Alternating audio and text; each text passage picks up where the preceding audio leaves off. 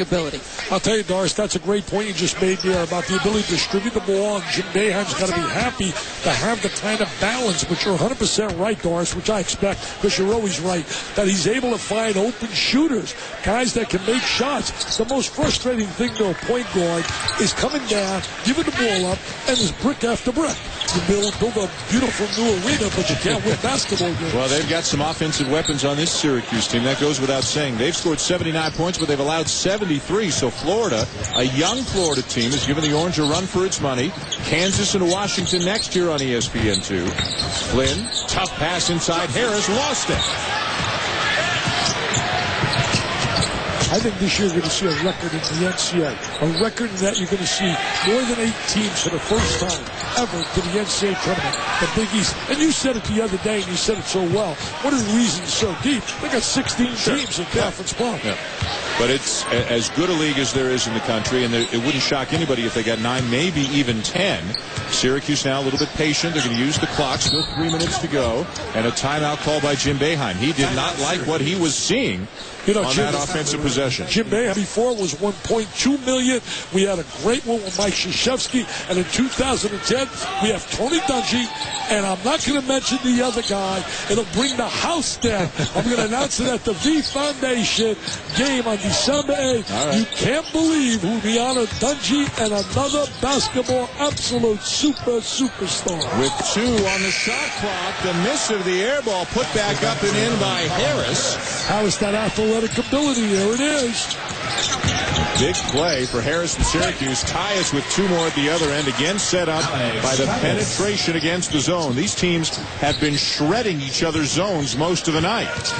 And a reach-in foul committed by Parsons. Now we get down to free throw shooting, which so many times determines whether you go to the winner's circle or the loser's circle.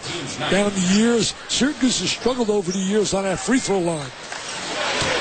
There's the good second effort. You can't teach athleticism. I mean, guys either have that ability to run and jump. And you can do a lot of things with athletes. I used to love 6'5", 6 athletes that are versatile, very flexible. Well, that's a Paul Harris. He's tough to really, is he a guard? Is he a forward? Does he do this? Does he do that?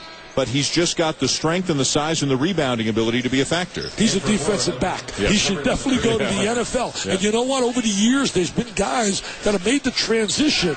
I think he could be, really, if I was an NFL scout and I look at that body and quickness and athleticism, I'm going to give him a call. Paul, we're going to get you drafted, baby. Not maybe in hoops. We're going to get drafted in football. 6'5", 228, a junior out of Niagara Falls, New York, and a high school teammate of Johnny Flynn's, who came to Syracuse a year after Harris did. Interesting to say this playing Walker down the stretch. Walker's out there along with Calathes. Hodge scoreless tonight. There's a defensive back play by Harris. Comes up with the interception. Off to Flynn. There's that athleticism. Go for the rebound. And Harris draws the foul. Poor execution on the other side by Florida, who, in my estimation, have the best combination in terms of football and basketball with Urban Meyer and Billy Donovan. And Jeremy Foley, you talk about a winner as an athletic director, he understands how to put winners together. And you know what he does really well? He pays well if you perform. Correction, number 10, Johnny Flynn. Johnny Flynn will go to the line. So the foul was on the Flynn drive, not the Harris follow. And a big second half for Johnny Flynn, one of the premier point guards in America. Yeah, there's some great ones. Darren Collison, Ty Lawson, North Carolina. You'll see him out in Maui.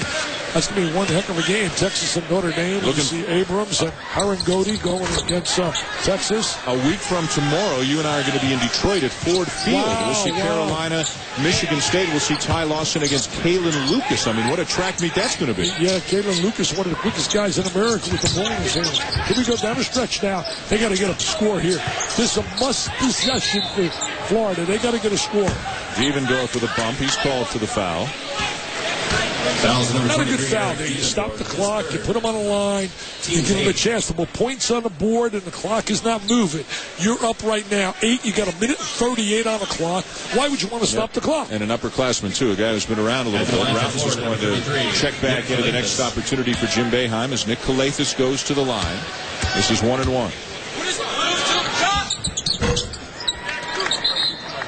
Calathes now with 17 points on the night. Billy Donovan wants a timeout.